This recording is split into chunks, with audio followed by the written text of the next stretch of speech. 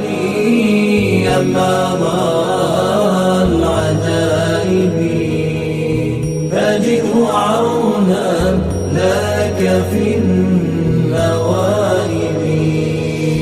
كل هم وغم سينجلي بعنايتك يا علي يا علي يا علي كل هم وغم سينجلي. بسم الله الرحمن الرحيم. الحمد لله رب العالمين. اللهم صل على محمد وآل محمد. سبحانك لا علم لنا إلا ما علمتنا إنك أنت السميع العليم. Bapak-bapak, ibu-ibu, jemaah yang saya muliakan. Alhamdulillah, bulan suci Ramadan telah dijumpakan oleh Allah Subhanahu wa taala kepada kita semua. Kita memuji Allah Subhanahu wa taala, kita bersyukur kepadanya karena nikmat terbesar yang Allah Subhanahu wa taala kirimkan untuk kita telah sampai kepada kita. Tinggal pertanyaannya, bagaimana kita memperlakukan, menggunakan, memanfaatkan kesempatan di bulan suci Ramadan yang penuh dengan berkah, yang penuh dengan karunia, yang Allah Subhanahu wa taala janjikan bahwa orang-orang yang berpuasa di dalamnya akan diampuni oleh Allah Subhanahu wa taala dosa-dosanya.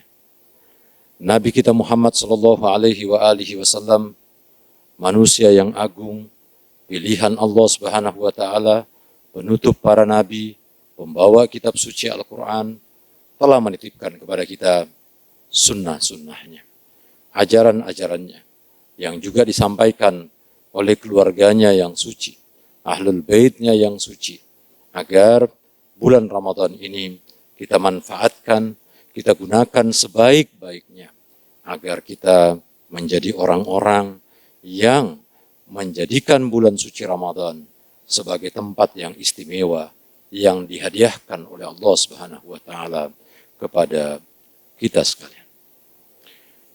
Jemaah yang saya muliakan, mungkin kita perlu bertanya, ada apa sampai Allah Subhanahu wa taala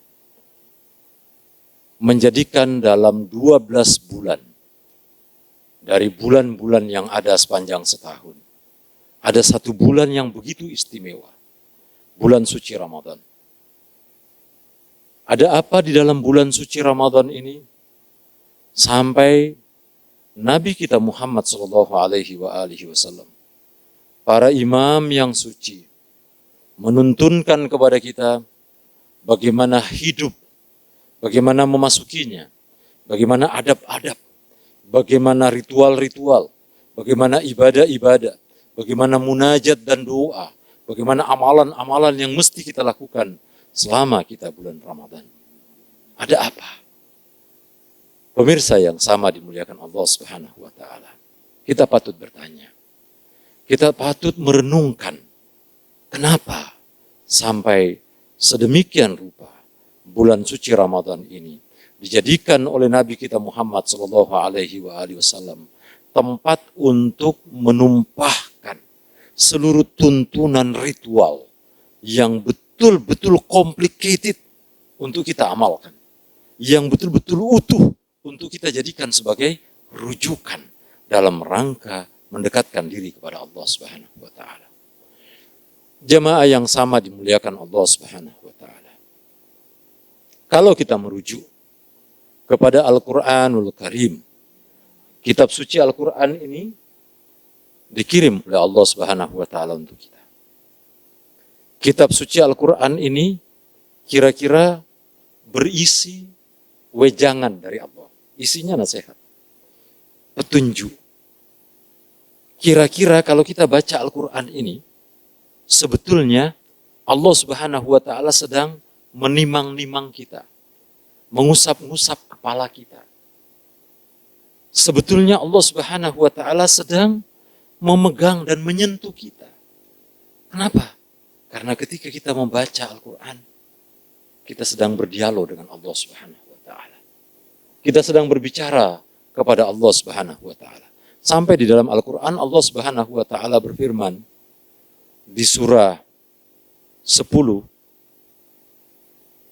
Allah Subhanahu wa Ta'ala menyebutkan begini. Ya ayyuhan nas, qad ja'atkum mau'idatum min rabbikum wa shifaa'un lima fis sudur wa hudan wa rahmatan. Allah Subhanahu wa Ta'ala mengatakan, berfirman bahwa Al-Quran ini diserukan kepada seluruh umat manusia. Di dalamnya ada mau'idah, nasihat-nasihat, berisi petuah-petuah dari Allah Subhanahu wa Ta'ala, wejangan-wejangan dari Allah Subhanahu wa Ta'ala. Kita ini pernah menjadi anak, atau sekarang kita menjadi orang tua.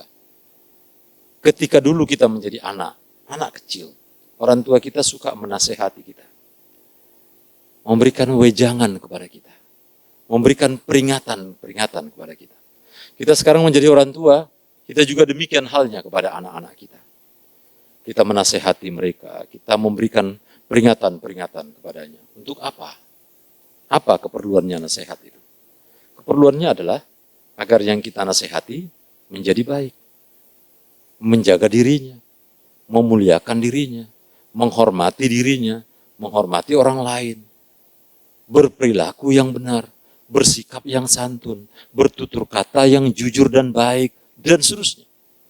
Karena dengan itulah manusia akan mulia di hadapan Allah, mulia di hadapan sama manusia, dan mulia di hadapan dirinya sendiri. Jemaah yang sama dimuliakan Allah, banyak orang yang stres, yang depresi, itu menyesali dirinya. Menganggap dirinya hina, menganggap dirinya rendah. Kenapa? Karena dia melakukan banyak perbuatan yang tidak baik. Karena memang perbuatan buruk itu sebetulnya adalah perbuatan yang hina. Hina dina. Karena itu dengan sendirinya orang yang melakukan perbuatan itu menghilangkan harkat dan martabat dirinya. Nah, Allah Subhanahu wa Ta'ala menurunkan Al-Quran. Qad ja'atkum mau'idatum min rabbikum wa shifaa'un lima fis sudur. Al-Quran ini turun di bulan suci Ramadan. Huwallazi anzalal Quran sakinat.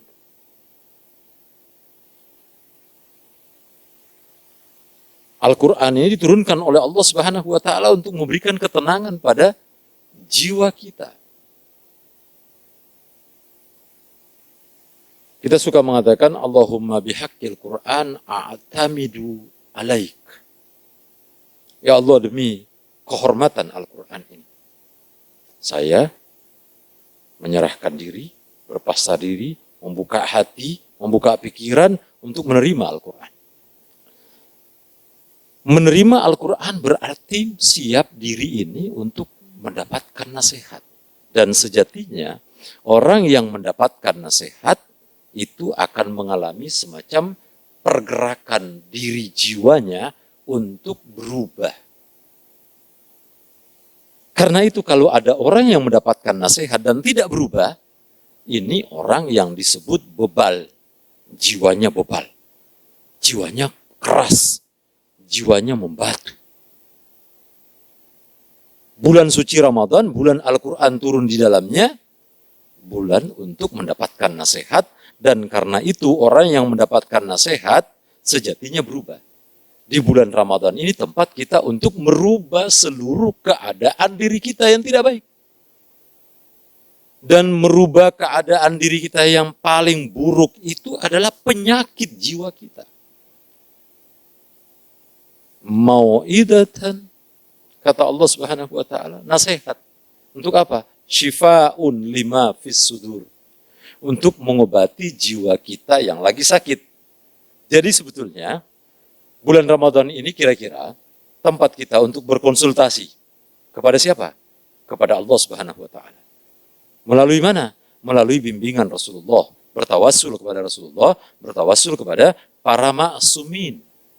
Menjadikan mereka contoh, tauladan agar kita ini berhasil mengobati jiwa kita.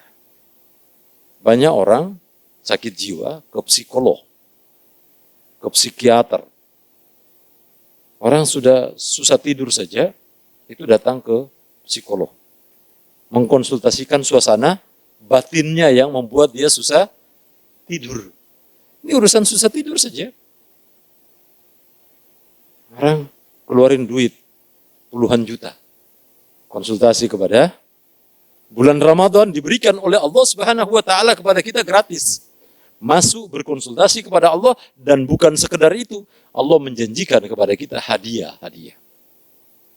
Sampai dalam khutbah Nabi menyambut bulan suci Ramadan, khutbah Rasulullah Shallallahu Alaihi Wasallam menyambut bulan suci Ramadan, Rasul menyebutkan bahwa bulan suci Ramadan, bulan di mana Allah menyiapkan sesajian, menyiapkan sajian-sajian yang begitu istimewa, dan dipersilahkan kepada setiap orang untuk mengambil sajian itu.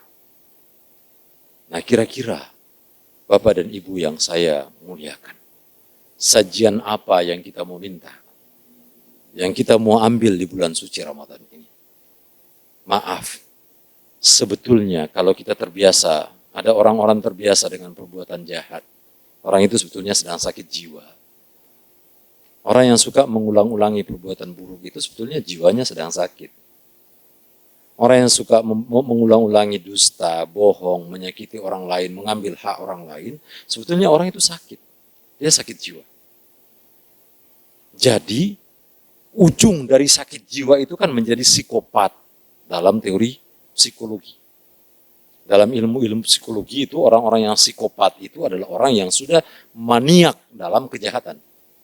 Nah, sebetulnya orang yang mengulang-ulangi kejahatan, mengulangi dusta, menyakiti orang lain, ambil hak orang lain, itu maniak sudah.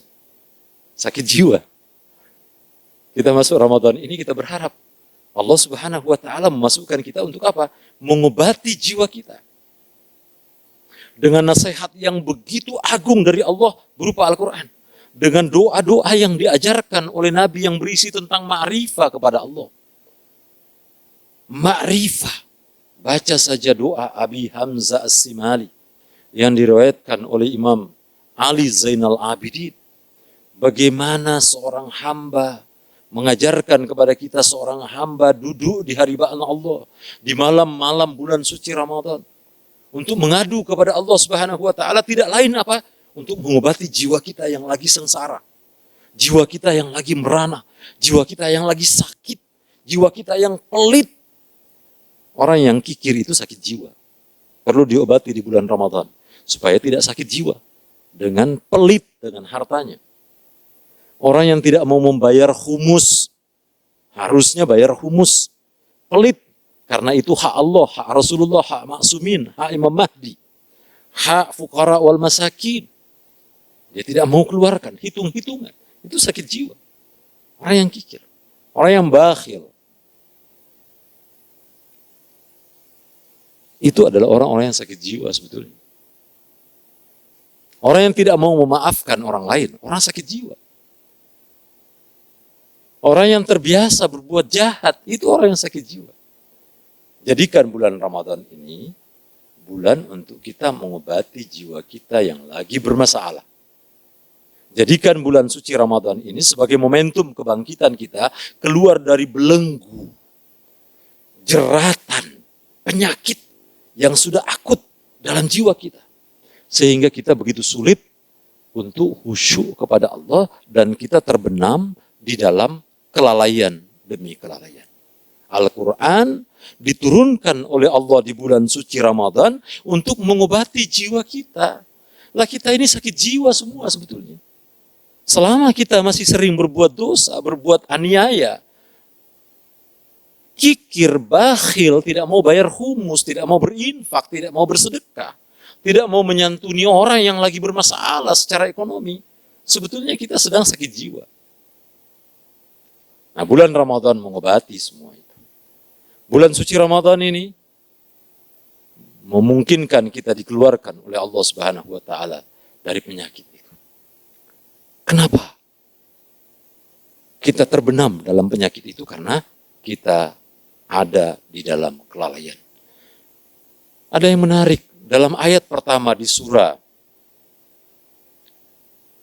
Al-Ghafir, surah 40, surah Al-Mu'min, Allah Subhanahu wa taala bilang begini. Iqtaraba linnasi hisabuhum wa hum fi ghaflatin mu'ridun. Hei manusia, jangan lupa saya akan menghisap kamu. Jangan lupa saya akan membuat perhitungan denganmu. Iqtaraba linnasi hisabuhum. Karena itu jangan engkau terbelenggu, tenggelam dalam penyakit lalai. Wahum fi ghaflatin mu'ridun. Bulan Ramadan ini bulan keluar. Keluar. Ayo kita keluar. Ya ayyuhal mudatsir kum fa'anzir wa rabbaka fakabbir wa siyabaka fatahhir wa rujsa fahjur wa la tamnun tastaksir.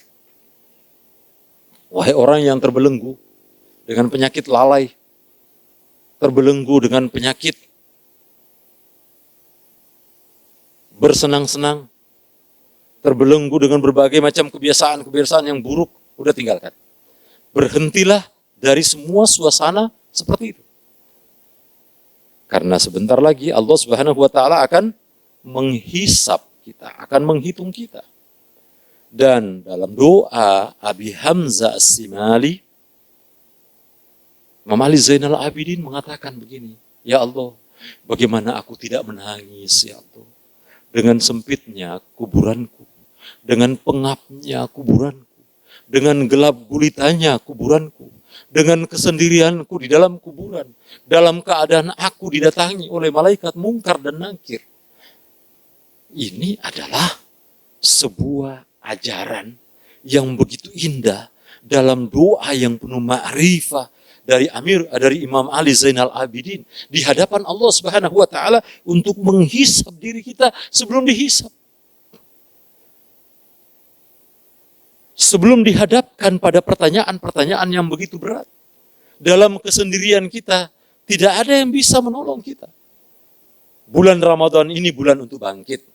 Keluar dari kesengsaraan atas tipu daya dunia, kelalaian kita. Allah menyebutkan kepada kita agar kita ini bangkit. Ya ayyuhal mudatsir. Wahai orang-orang yang terbelenggu oleh pikiran-pikiran dia yang tidak baik. Yang terbelenggu oleh kebodohan dia. Yang terbelenggu oleh kepelitan dia. Kemalasan dia. Dan seterusnya. Kum. Keluar. Bangkitlah. Kum fa'anzir. Wa rabbaka fakabbir. Bulan Ramadan, tempat kita untuk berteriak, memanggil Allah Subhanahu wa taala, menyeru Allah Subhanahu wa taala. Lihat doa Jaushan Kabir yang sangat dianjurkan juga dibaca di malam-malam Lailatul Qadar, semuanya seruan kepada Allah Subhanahu wa taala. Menyebutkan keagungan Allah Subhanahu wa taala yang ujungnya kita bilang, ya Allah, bebaskan saya dari belenggu api neraka ini. Kita bilang seperti itu. Lah kalau bulan Ramadan ini tidak membebaskan kita, lalu kita berpisah dengan bulan Ramadan, inilah manusia yang paling celaka. Kalau kita keluar dari Ramadan, bulan suci Ramadan, dan kita masih bakhil, wah ini manusia celaka. Kalau keluar dari bulan Ramadan dan masih malas bersedekah, ini manusia celaka. Bulan suci Ramadan dan masih terbiasa dengan perbuatan buruk, ini manusia celaka. Karena tidak berubah. Mendapatkan nasihat Al-Quran dari Allah Subhanahu wa taala, hakikatnya orang yang dinasehati itu ya berubah dong. Tapi mendapat nasihat di bulan Ramadan dan tidak berubah, celaka betul-betul orang seperti ini. Kita celaka kalau kita tidak mendapatkan perubahan itu. Kum fa'anzir wa rabbaka fakabbir wa siyabaka fatahhir wa rujsa fahjur. Bersihkan seluruh pakaian-pakaian kamu. Pikiran-pikiran kita yang kotor bersihkan. Sikap kita, perangai kita, tindakan kita, sikap laku kita, akhlak kita, cara bicara kita, bebaskan.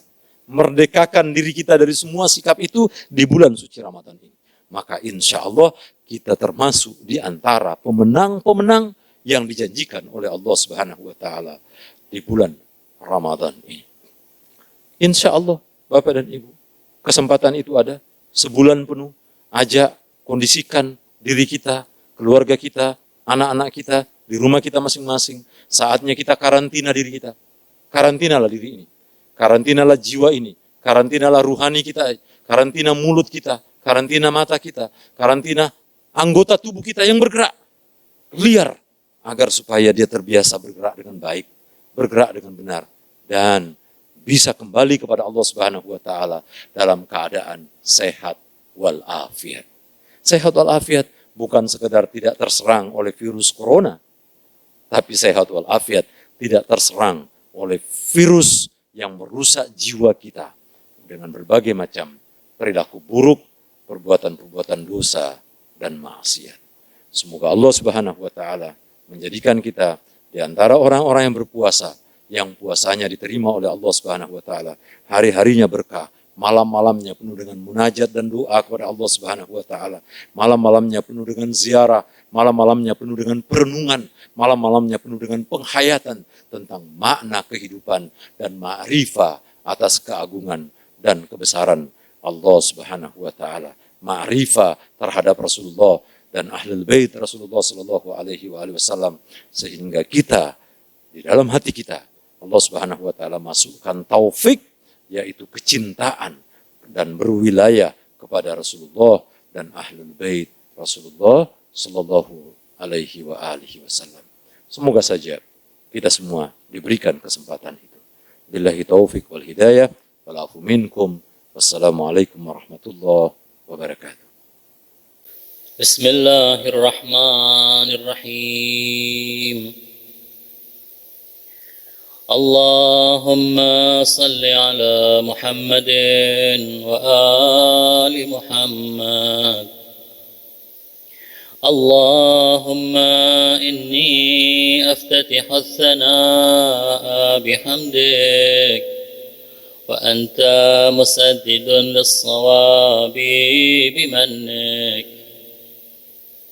وأيقنت أنك أنت أرحم الراحمين في موضع العفو والرحمة، وأشد المعاقبين في موضع النكال والنقمة، وأعظم المتجبرين في موضع الكبرياء والعظمة. اللهم أذنت لي في دعائك ومسألتك، فاسمع يا سميع مدحتي، وأجب يا رحيم دعوتي، وأقل يا غفور عثرتي. فكم يا إلهي من كربة قد فرجتها، وهموم قد كشفتها، وعثرة قد أقلتها، ورحمة قد نشرتها، وحلقة بلاء قد فككتها. الحمد لله الذي لم يتخذ صاحبة ولا ولدا، ولم يكن له شريك في الملك، ولم يكن له ولي من الذل، وكبره تكبيرا. الحمد لله بجميع محامده كلها، على جميع نعمه كلها. الحمد لله الذي لا مضاد له في ملكه، ولا منازع له في أمره. الحمد لله الذي لا شريك له في خلقه ولا شبيه له في عظمته. الحمد لله الفاشي في الخلق أمره وحمده، الظاهر بالكرم مجده، الباسط بالجود يداه، الذي لا تنقص خزائنه ولا تزيده كثرة العطاء إلا جودا وكرما، إنه هو العزيز الوهاب. اللهم إني أسألك قليلا من كثير مع حاجة بي إليه عظيمة، وغناك عنه قديم، وهو عندي كثير، وهو عليك سهل يسير. اللهم إن عفوك عن ذنبي وتجاوزك عن خطيئتي وصفحك عن ظلمي وسترك على قبيح عملي وحلمك عن كثير جرمي، عندما كان من خطئي وعمدي أطمعني في أن أسألك ما لا أستوجبه منك، الذي رزقتني من رحمتك وأريتني من قدرتك وعرفتني من إجابتك، فصرت أدعوك آمنا وأسألك مستأنسا، لا خائفا ولا وجلا، مدلا عليك فيما قصدت فيه إليك، فإن أبطأ عني عتبت بجهلي عليك، ولعل الذي أبطأ عني هو خير لي لعلمك بعاقبة الأمور.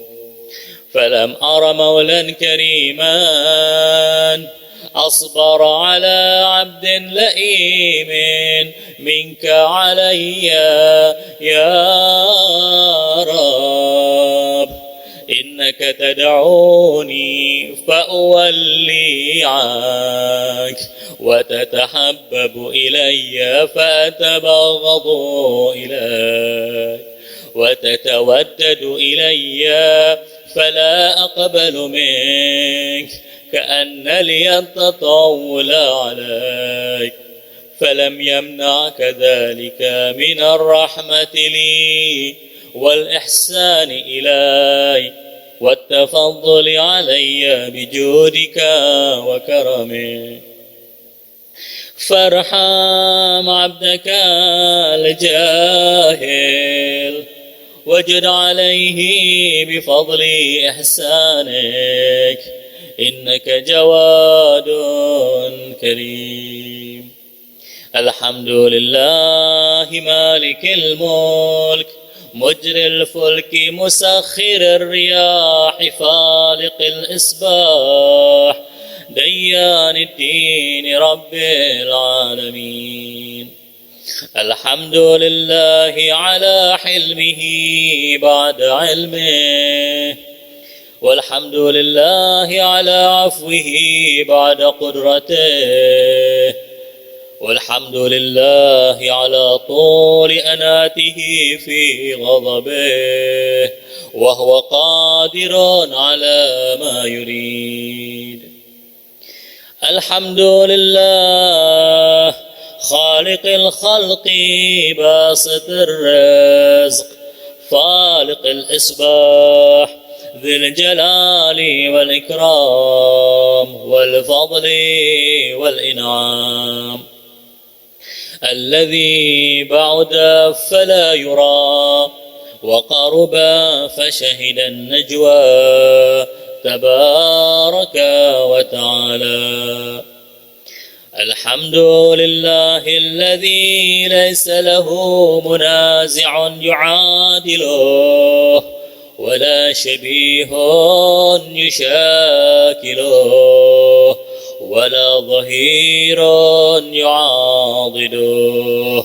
قهر بعزته الأعزاء وتواضع لعظمته العظماء فبلغ بقدرته ما يشاء. الحمد لله الذي يجيبني حين أناديه ويستر علي كل عورة وأنا أعصيه ويعظم النعمة علي فلا أجازيه. فكم من موهبة هنيئة قد أعطاني وعظيمة مخوفة قد كفاني وبهجة مونقة قد أراني فأثني عليه حامدا وأذكره مسبحا. الحمد لله الذي لا يهتك حجابه ولا يغلق بابه ولا يرد سائله ولا يخيب آمله. الحمد لله الذي يؤمن الخائفين وينجي الصالحين ويرفع المستضعفين ويضع المستكبرين ويهلك ملوكا ويستخلف آخرين.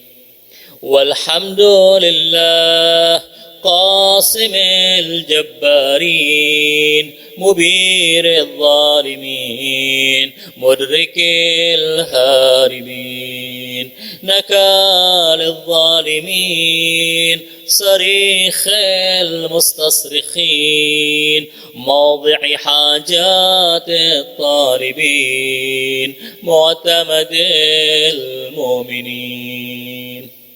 الحمد لله الذي من خشيته ترعد السماء وسكانها وترجف الأرض وعمارها وتموج البحار ومن يسبح في غمراتها. الحمد لله الذي هدانا لهذا وما كنا لنهتدي لولا أن هدانا الله. الحمد لله الذي يخلق ولم يخلق ويرزق ولا يرزق ويطعم ولا يطعم ويميت الأحياء ويحيي الموتى وهو حي لا يموت بيده الخير وهو على كل شيء قدير. اللهم صل على محمد عبدك ورسولك وأمينك وصفيك وحبيبك وخيرتك من خلقك وحافظ سرك ومبلغ رسالاتك أفضل وأحسن وأجمل وأكمل وأزكى وأنمى وأطيب وأطهر وأسنى وأكثر ما صليت وباركت وترحمت وتحننت وسلمت على أحد من عبادك وأنبيائك ورسلك وصفوتك وأهل الكرامة عليك من خلقك. اللهم وصل على علي أمير المؤمنين ووصي رسول رب العالمين، عبدك ووليك وأخي رسولك وحجتك على خلقك وآيتك الكبرى والنبأ العظيم. وصل على الصديقة الطاهرة فاطمة الزهراء سيدة نساء العالمين.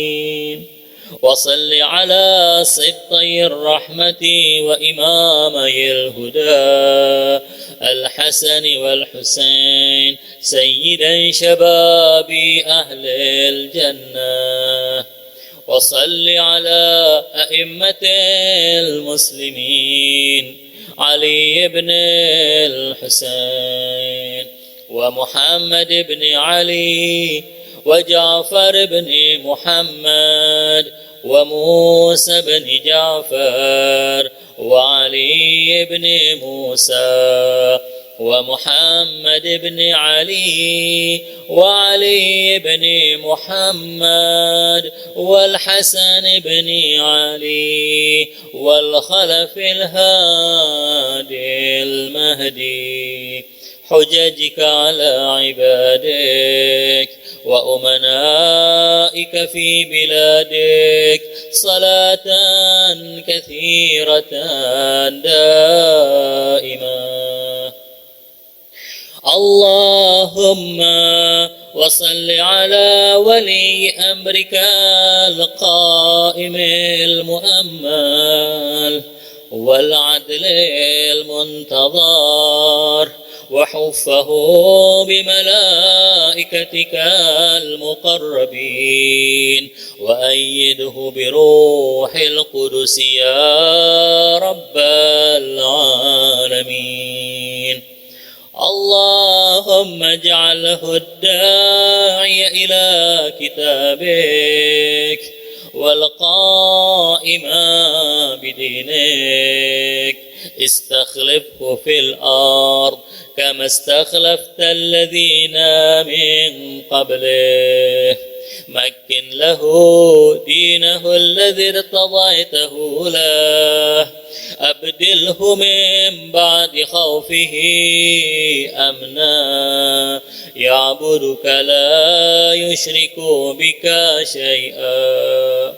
اللهم أعزه وأعزز به وانصره وانتصر به وانصره نصرا عزيزا وافتح له فتحا يسيرا واجعل له من لدنك سلطانا نصيرا. اللهم أظهر به دينك وسنة نبيك حتى لا يستخفي بشيء من الحق مخافة أحد من الخلق. اللهم إنا نرغب إليك في دولة كريمة تعز بها الإسلام وأهله وتذل بها النفاق وأهله وتجعلنا فيها من الدعاة إلى طاعتك والقادة إلى سبيلك وترزقنا بها كرامة الدنيا والآخرة. اللهم ما عرفتنا من الحق فحملنا، وما قصرنا عنه فبلغنا. اللهم المم به شعثنا، واشعب به صدعنا، وارتق به فتقنا، وكثر به قلتنا، وأعزز به ذلتنا، وأغني به عائلنا، واقض به عن مغرمنا، واجبر به فقرنا، وسد به خلتنا، ويسر به عسرنا، وبيض به وجوهنا، وفك به أسرنا، وأنجح به طلبتنا، وأنجز به مواعيدنا، واستجب به دعوتنا، وأعطنا به سؤلنا، وبلغنا به من الدنيا والآخرة آمالنا، وأعطنا به فوق رغبتنا.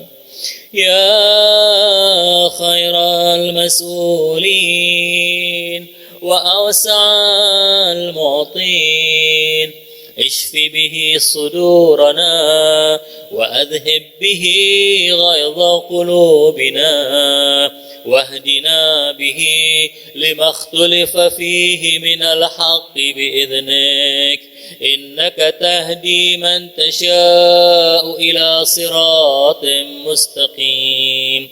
وانصرنا به على عدوك وعدونا إله الحق. آمين. اللهم إنا نشكو إليك فقد نبينا صلواتك عليه وآله، وغيبة ولينا، وكثرة عدونا، وقلة عددنا، وشدة الفتن بنا، وتظاهر الزمان علينا.